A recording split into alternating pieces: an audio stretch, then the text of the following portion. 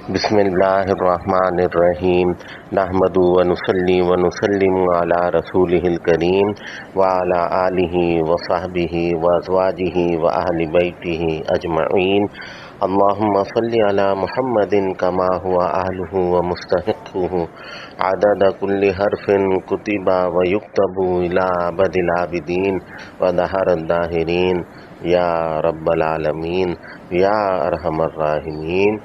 اما بعد، میرے محترم دوستو، حق تعالی شانہ کا کرم ہے، اس کا احسان ہے کہ اس نے ہمیں رمضان المبارک کی طاق راتیں عطا فرمائی۔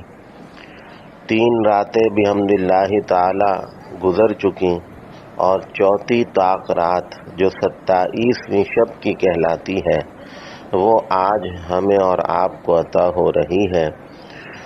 اور اس رات کے بارے میں غالب گمان علماء کا اور حضرات صحابہ کرام رضوان اللہ تعالی علیہم اجمعین کا یہی رہا کہ شب قدر در حقیقت میں 27ویں شب ہی میں ہوتی ہے۔ تو یہ بڑی سعادت کی بات ہے کہ ایک دفعہ پھر اللہ تعالی ہمیں 27ویں شب عطا فرما رہے ہیں، اور اس میں جو بھی اللہ پاک کی توفیق سے جو بھی کچھ ذکر اذکار عبادات ہو جائیں، اللہ تعالیٰ اسے قبول فرمائے، ہمارے لیے آسانی فرمائے۔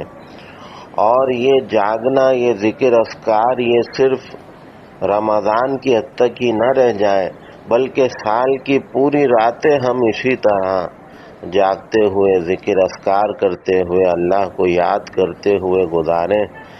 تو یہ اصل میں ایک پریکٹس ہوتی ہے، ایک مشق ہے۔ اللہ تعالیٰ نے سمجھا دیا، میرے بندوں، میرے بندیوں، اگر تم میرے قریب ہونا چاہتی ہو اور مقام قرب حاصل کرنا چاہتے ہو تو دیکھو یہ محنت جو تم نے رمضان میں کی ہے، بس پورا سال اس کو دہراتے رہنا۔ علماء نے لکھا ہے کہ جو پورا سال کی تمام راتوں میں جاگنے کا اہتمام کرتے ہیں انہیں تو شب قدر ضرور ملتی ہے۔ اب ہم تو بہرحال کمزور ہیں، نکمے ہیں، سال کی باقی راتوں میں تو کیا فکر ہوگی، الا ماشاء اللہ، اللہ جس کو توفیق دے دے تو وہ الگ ہے، خوش نصیب ہیں، ورنہ ہماری راتیں باقی کیسی گزرتی ہیں سب بہتر جانتے ہیں۔ تو اگر ہم یہ کوشش کریں کہ یہ جو اللہ نے ہم سے رمضان میں محنت کرائی ہے تو یہ سلسلہ سال کے باقی مہینوں میں بھی جاری رہے تو انشاءاللہ آپ دیکھیں کہ ہماری تو ہر رات ہی شب قدر اللہ تعالیٰ بنا دیں گے۔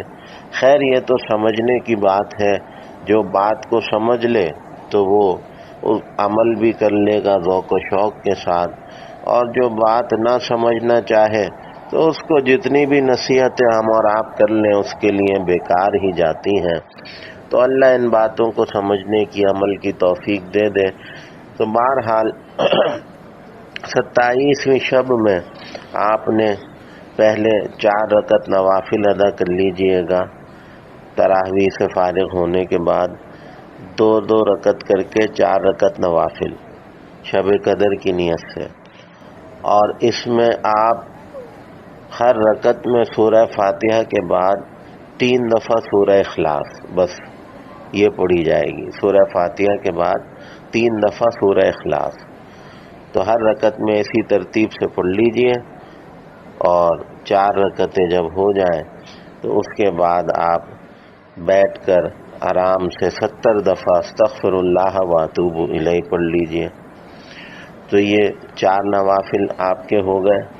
اس کے بعد پھر 1 دفعہ سورہ یاسین اور 27 دفعہ سورۃ القدر پڑھی جائے گی۔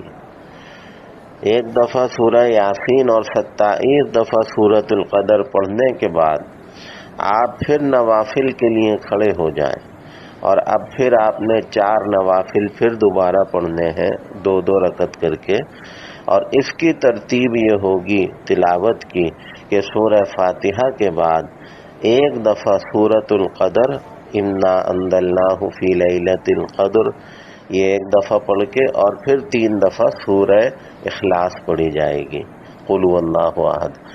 تو یہ جو 4 رکعت آپ پڑھیں گے بعد میں، اس کی ترتیب یہ ہوگی کہ ہر رکعت میں سورہ فاتحہ کے بعد ایک دفعہ سورۃ القدر اور 3 دفعہ جو ہے وہ سورہ اخلاص پڑھی جائے گی. تو 2 رکعت کر کے 4 رکعتیں آپ اس طرح سے پڑھ لیجئے، اور اس کے بعد بھی آپ 70 دفعہ استغفر اللہ واتوب الیہ پڑھیں گے.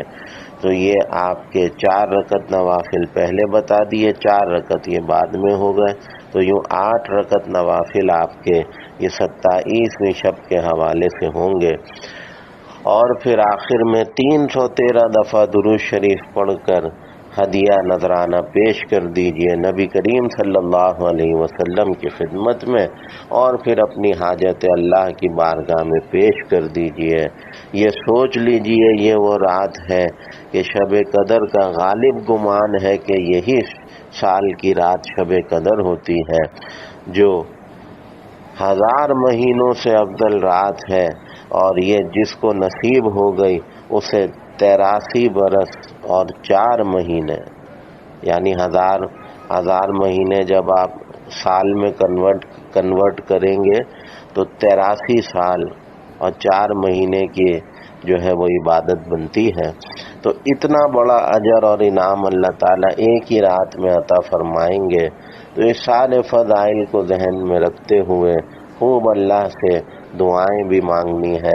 اور میں ہر دفعہ آپ سے درخواست کرتا ہوں کہ دعاؤں میں بہت زیادہ وقت لگایا کریں.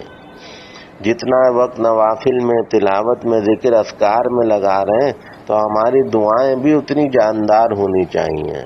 ہمارا مسئلہ یہ ہے کہ ہم دعائیں پڑھتے ہیں، دعائیں مانگتے نہیں ہیں. پڑھنا اور ہے میرے بھائی، اور دعا مانگنا اور ہے. مانگنا تو لگ لپٹ کے ہوتا ہے، رو رو کے ہوتا ہے، گڑ گڑا کے ہوتا ہے. اور پڑھنا ایسے ہی ہوتا ہے جیسے ہمارے سامنے کتاب کھلی اور ہم بس پڑھتے چلے جا رہے ہیں، سمجھ میں کچھ نہیں آ رہا، اس کا مفہوم کچھ نہیں پتا، لیکن بس پڑھتے ہوئے جا رہے ہیں ہم اس کو. تو پڑھنا اور ہے، اور سمجھنا اور گڑ گڑا کے اللہ سے مانگنا، اور ایک فقیر کی طرح صدا لگانا اللہ کے آگے. تو اللہ کو یہ ادائیں دیکھنی ہیں تو اللہ کو یہ ادائیں پیش کریں، خوب لمبی لمبی دعائیں مانگی جائیں رب کی بارگاہ میں بیٹھ کر. یہ پتہ نہیں پھر یہ مبارک ساتھ کس کی زندگی میں لوٹ کے آئیں نہ آئیں. تو بہرحال یہ 27ویں شب کے حوالے سے میں نے یہ کچھ نوافل اذکار آپ کی خدمت میں پیش کیے ہیں. تو خصوصی طور پہ نوافل کا اہتمام ہو جائے، ذکر اذکار ہو جائے. اس کا ثواب بالترتیب حضور اقدس صلی اللہ علیہ وسلم سے لے کر تمام انبیاء تک اور پھر سارے مسلمانوں کو اس کا اجر و ثواب پہنچا دیا کریں. اور پھر یہ ہے کہ اپنے مرحومین اگر والدین نہیں ہیں تو ان کو، اور جس مرحوم کا آپ ایصال ثواب بہرحال نیت کر لیں، پوری امت کے مرحومین کی نیت کر لیں تو سب کو اجر و ثواب پہنچ جائے گا. تو اس کا بھی اہتمام کریں اور خوب جو ہے اللہ سے درخواست کریں.